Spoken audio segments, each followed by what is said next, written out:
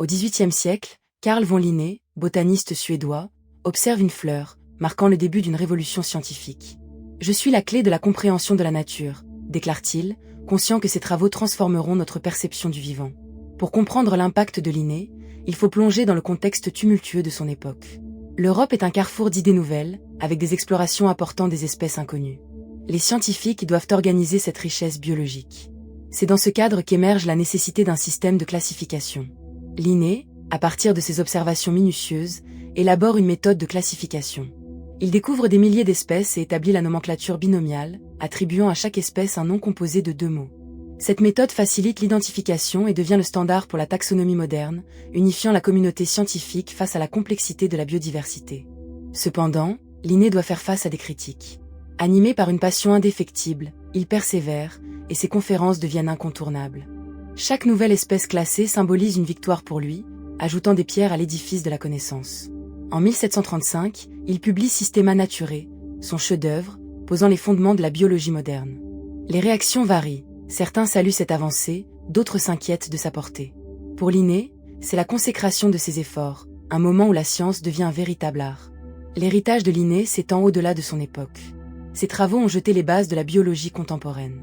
Chaque fois qu'un biologiste nomme une espèce, il rend hommage à Linné. Dans un monde où la conservation est cruciale, le message de Linné sur l'importance de préserver chaque pièce du puzzle de la vie résonne.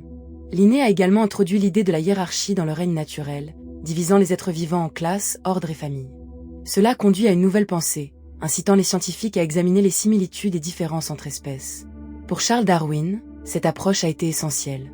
En intégrant les idées de Linné, il explore l'évolution par la sélection naturelle. Cette continuité de pensée montre que la science est un effort collectif. Linné, visionnaire, a anticipé des problématiques modernes sur la conservation, appelant à la préservation des espèces menacées. Son héritage nous rappelle que chaque espèce compte et que notre responsabilité est de veiller à cette richesse. La publication de Systema Naturae en 1758 a révolutionné la biologie. Ce livre établit un cadre méthodique reliant les organismes vivants, offrant un langage universel. Ce langage a ouvert la voie à des collaborations internationales, renforçant la recherche scientifique. Des expéditions comme celle de James Cook, qui a navigué dans le Pacifique, ont rapporté des échantillons et des descriptions d'espèces qui ont enrichi la taxonomie de Linné. En particulier, lors de son voyage autour du monde entre 1768 et 1771, Cook a découvert des plantes telles que le Banksia et le Wattle, qui ont été soigneusement cataloguées et décrites, témoignant de l'extrême diversité de la faune et de la flore.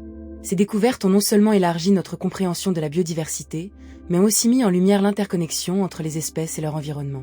La méthode de Linné a permis à d'autres scientifiques d'approfondir leurs recherches sur les relations écologiques et les adaptations évolutives, posant les bases d'une biologie moderne qui reconnaît la complexité des interactions entre les organismes. Linné a affronté la résistance de contemporains qui voyaient la nature comme un chaos. Des penseurs comme Georges-Louis Leclerc de Buffon, qui prônaient une vision plus dynamique de la zoologie, critiquaient la rigidité du système linnéen. Buffon, dans son ouvrage Histoire naturelle, prônait une approche plus fluide, insistant sur les variations des espèces dans le temps.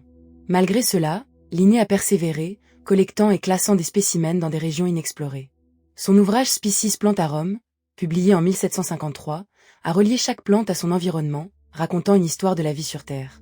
Il a décrit des espèces exotiques, comme le café, le thé et le cactus, exposant ainsi l'incroyable diversité de la flore mondiale. Sa passion et sa rigueur ont fait de lui une figure centrale de la botanique, et ses voyages en Suède, puis en Finlande, à la recherche de nouvelles espèces, témoignent de son engagement inébranlable pour la science. Linné voyageait à travers les forêts denses et les prairies verdoyantes, observant et notant chaque détail. Dans ces paysages, il voyait non seulement des plantes, mais des récits d'interaction, de survie et de beauté. « Chaque fleur que je découvre est une étoile dans un ciel de matière vivante », écrivait-il dans son journal, manifestant une étonnante connexion à la nature. Il passait des heures à examiner les structures florales au microscope, fasciné par la complexité du monde végétal. Ces mots résonnent encore aujourd'hui, rappelant la nécessité d'une observation minutieuse dans l'étude de la nature. En 1775, Linné décède, mais son héritage perdure. Son système de classification a influencé des générations de scientifiques, dont Darwin, qui a remis en question le mécanisme derrière la diversité. L'influence de Linné sur Darwin est palpable lors du voyage du HMS Beagle, qui commence en 1831. Pendant ce périple, qui dure près de 5 ans, Darwin explore des lieux tels que les îles Galapagos, où il observe des espèces de pinsons au bec divers. Dans son journal, Darwin note « La diversité des formes de vie me rappelle ce que Linné a accompli ». La nomenclature binomiale de Linné est encore en usage aujourd'hui, un testament de la durabilité de ses idées. Cette approche rigoureuse de la classification a permis à Darwin de formuler ses théories sur l'évolution, en comparant les notes de Linné sur les espèces avec ses propres découvertes, ouvrant ainsi la voie à la théorie de la sélection naturelle. La tâche de comprendre et de préserver la biodiversité est désormais entre nos mains. L'exemple de Linné souligne que chaque espèce et écosystème compte. Son travail, modèle de curiosité scientifique, nous inspire à agir avec détermination. Dans un monde où la biodiversité est menacée, ses appels à la préservation résonnent avec une intensité croissante. Les écosystèmes de la forêt amazonienne, par exemple, sont en péril, et la voix de Linné nous rappelle l'importance cruciale de chaque espèce vivant dans ses habitats. Les travaux de Linné sur la classification des espèces ont permis aux biologistes contemporains d'identifier les espèces menacées et de développer des stratégies de conservation appropriées. Aujourd'hui, la déforestation, le changement climatique et l'urbanisation mettent en péril l'équilibre de notre planète. Les efforts de conservation, tels que la création de réserves naturelles, s'inspirent des principes établis par Linné. Les initiatives visant à protéger la biodiversité, comme les projets de reforestation, s'appuient sur la compréhension de la diversité des écosystèmes que Linné a contribué à mettre en lumière. En outre, les programmes éducatifs qui sensibilisent le public à l'importance de la biodiversité trouvent leurs racines dans les enseignements de Linné, soulignant la nécessité d'une approche scientifique pour la protection de notre environnement. L'héritage de Linné est un appel à embrasser la complexité de la vie. En honorant cet héritage, nous nous engageons à protéger notre biodiversité. Chaque geste compte, qu'il s'agisse de soutenir des efforts de conservation ou d'éduquer notre entourage. Il est impératif que les nouvelles générations continuent à explorer, à découvrir et à comprendre les merveilles de notre planète. Les initiatives comme les réserves naturelles et les parcs nationaux, qui préservent des habitats uniques, témoignent de notre responsabilité collective. En France, par exemple, le parc national de la Vanoise est un témoignage vivant de la nécessité de protéger la biodiversité alpine, où l'on peut encore observer des espèces que Linné aurait pu décrire dans ses écrits. La finalité de l'œuvre de Linné n'est pas seulement scientifique, mais humaine. Chaque étape de sa classification nous rappelle que nous faisons partie d'un tout. La recherche de l'ordre dans le chaos de la vie reflète notre désir d'harmonie. En honorant cet héritage, nous devons agir pour la beauté de la vie qui nous entoure, célébrant la diversité sur notre planète. La quête de Linné pour comprendre la nature, dans toute sa richesse et sa complexité, est une aventure qui continue d'inspirer, à la fois scientifique et passionnée de la nature. Nous devons nous souvenir que chaque espèce, chaque habitat, est une pièce essentielle du grand puzzle de la vie.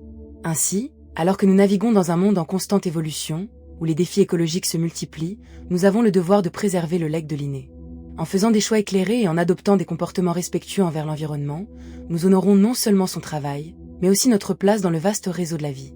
En fin de compte, la richesse de la biodiversité est un reflet de notre humanité. Et c'est à travers la compréhension et la compassion que nous pouvons véritablement embrasser la beauté de notre monde.